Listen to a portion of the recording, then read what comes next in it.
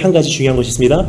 이 땅에서 이미 그 나라의 기준으로 내 자신을 온전히 준비한 사람들은 그 나라를 돌파할 수 있을 것이고, 이 땅에서 아무리 크리스찬 같은 척을 하고 살았던 사람이라 할지라도 그날에는요 절대로 견딜 수가 없기 때문에 주님께서 말씀하십니다. 그날을 준비해라. 지금은 나도 속이고 하나님도 속일 수 있어요. 지금은 어느 프로그램 속에서 숨을 수가 있습니다. 지금은 어떠한 내 익숙한 그 모습에 내 자신을 잘 감출 수가 있어요. 근데 주님이 오시게 되면요 영광 그 자체가 이 땅에 반드시 임하시는 날이 오기에, 그날에는 하나도 남지 않고 인간이 만든 것, 영원하지 않은 것, 무너져 내릴 수밖에 없는 것, 진동케 하심 속에서 다 소멸될 수밖에 없는 것은요 없어진다는 뜻이에요. 그러면 다 그날이 지나고 나면 뭐만 남을까요? 하나님 나라에 속한, 거기에 합당한 영원한 것으로 재건한 그 사람들만이 거기에 남을 것이라는 뜻입니다. 그래서 주님께서 말씀하십니다. 그날의 기준으로 내 자신을 오늘 온전히 세워간다면 그날이 두려운 날이 되지 않을 것이다. 떠나는 곳의 현실, 그리고 이르는 곳의 조건, 그리고 마지막 세 번째로 우리가 출입국 준비를 한번 구체적으로 생각해 보도록 하겠습니다. 이 땅의 도성의 모든 껍질을 다 벗어버리고 이제 그 나라에 합당한 자로서의 새로운 옷을 입는 것이 이제 성도의 본분이라는 사실을 깨달은 이상, 내가 무엇을 내려놔야 되는지, 내려놓는 과정에 무엇이 동반되어도 내가 하나님 한 분 바라보고 그분을 신뢰하기에 그것을 어떻게 견뎌야 되는지를 우리가 생각해 보았습니다.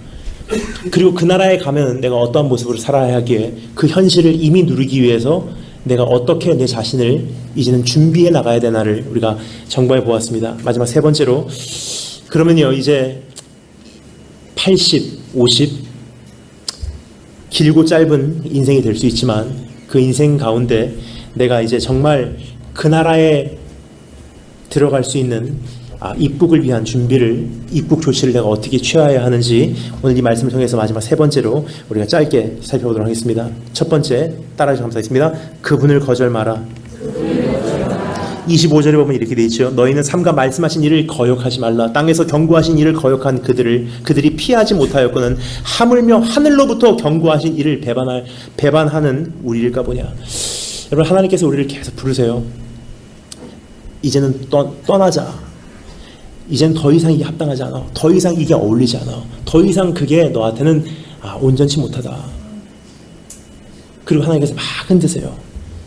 근데 여러분, 그 흔드심 속에 우리가 굉장히 그 마음이 강팍해지거나 반항할 때가 있습니다. 여러분, 사실 하나님께서는 우리에게 많은 경우 그 은혜로서 우리의 마음을 녹이시기도 하지만, 하나님께서 할 수 없이 우리 삶을 통해서 회초리를 들거나 흔드심을 가하시게 되면요 마음이 꽉 강팍해질 때가 있어요. 그래서 히브리서 다른 곳에 보면요 이런 말씀이 있죠. 하나님께서 우리에게 채찍질을 하실 때 어떻게 하라고요? 낙심하지 말고 경히 여기지 말래요. 왜냐면 사람들의 반응이 둘 중에 하나이기 때문이에요. 우리의 삶을 막 흔드시고 변동케 하시고 진동케 하실 때 사람들은 거의 둘 중에 하나를 반응합니다. 첫 번째, 낙심하는 사람들이 있어요. 완전히 파괴돼 버리는 거예요. 난 어차피 안 됩니다. 여기까지가 내 최선입니다 하고 주저앉아 버려요. 두 번째 반응이 있습니다. 뭐죠? 하나님을 경히 여기지 말래요. 무슨 뜻입니까? 꽉 마음이 강팍해져서 하나님 때려보세요. 안 아파요. 다 걷어가세요. 어차피 필요 없습니다.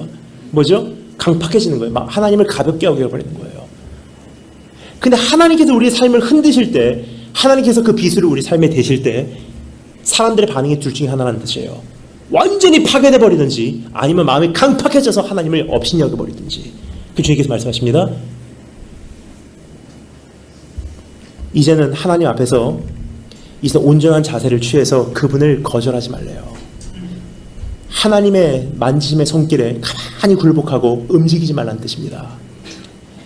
여러분, 예레미야가 이런 말씀이죠. 그 멍에를 우리에게 메인 것이 하나님이신즉 입술을 티끌에 댈지어다 혹시 소망이 있을지어다. 혼자 앉아서 잠잠할 것은 그가 그 멍에를 우리에게 메우셨습니다. 여러분, 오늘 하나님 앞에서 우리가 해결받아야 될 문제들도 있습니다.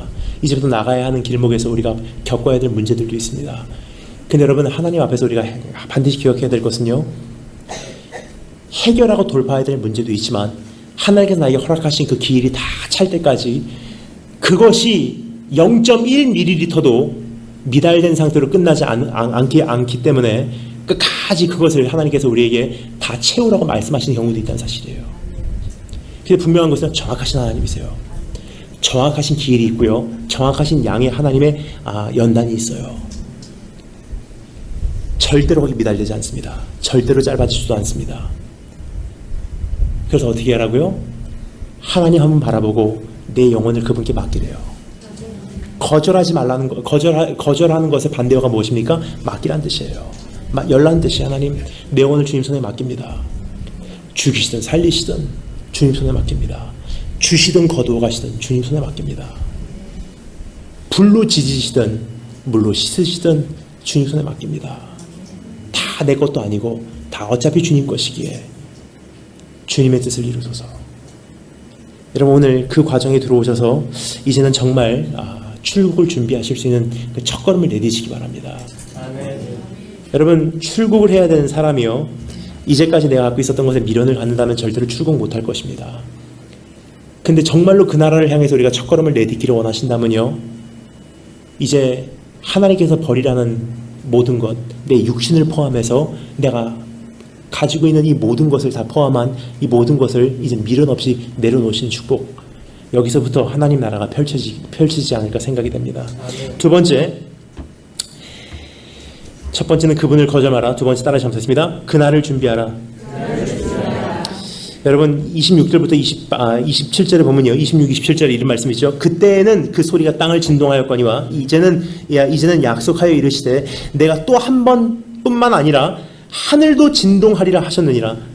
이 또 한 번이라 하시면 진동하지 아니하는 것을 영존하게 하기 위하여 진동할 것들, 곧 만드신 것들이 변동될 것을 나타내심이라. 무슨 뜻입니까?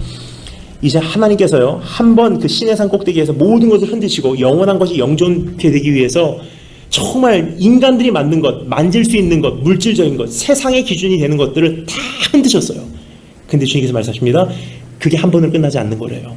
언젠가 다시 그날이 있다는 뜻입니다. 그날에는요, 하나님의 영광이 온 땅을 덮을 때 이 땅이 진동하기 시작하는데, 여러분 이 땅이 불덩어리 같이 바뀐다고 성경은 기록하고 있습니다. 주님 오실 때 어떻게 오신다고 성경은 기록하고 있죠? 우리 주님 구름 타고 오신다고 이야기하죠. 근데 여러분 구름 타고 온다 그래서 저는 어렸을 때 이런 생각을 했습니다. 우리 예수님이 손오공 같다고 생각을 했습니다. 구름 위에 올라타시고 구름 타시고 구름이 이끄는 대로 주님 오신다고 생각했어요. 근데 여러분 영어에 보면요, 그 영어로 보면요 정확하게 기록이 되어 있습니다. On the cloud가 아니라 in the cloud도 아니에요. 구름 속에 갇혀갖고 오시는 분도 아니세요. On the cloud? No. In the cloud? No. 영어로 보면요 정확하게 번역이 되어 있습니다. With the cloud. 구름과 함께 오신대요. 어떻게 오시냐면요, 성경에 보면 하나님의 영광이 구름으로 표현될 때가 있어요. 최대한 우리에게 설명을 하려고 하니까 구름인데 사실 이건 구름과는 조금 다르다고 생각합니다.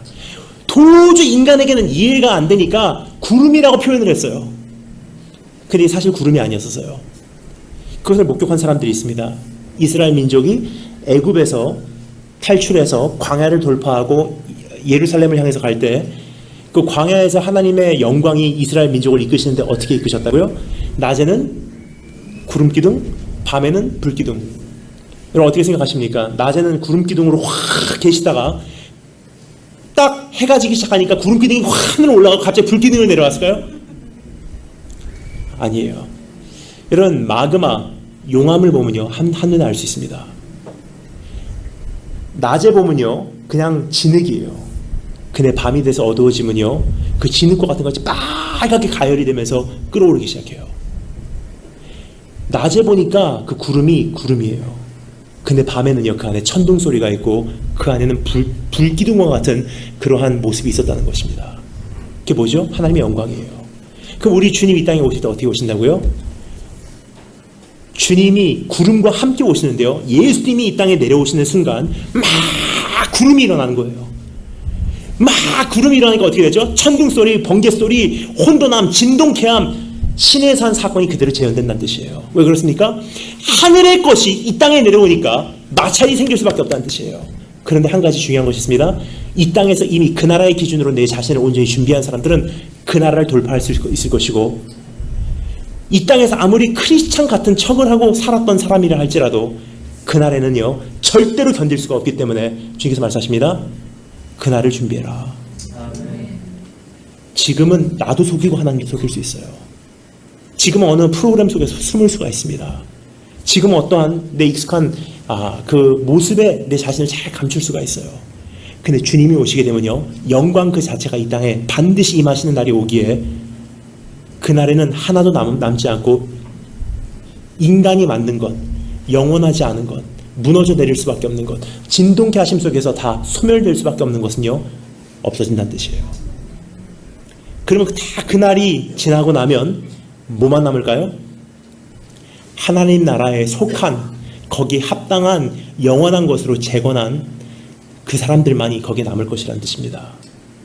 그래서 주님께서 말씀하십니다.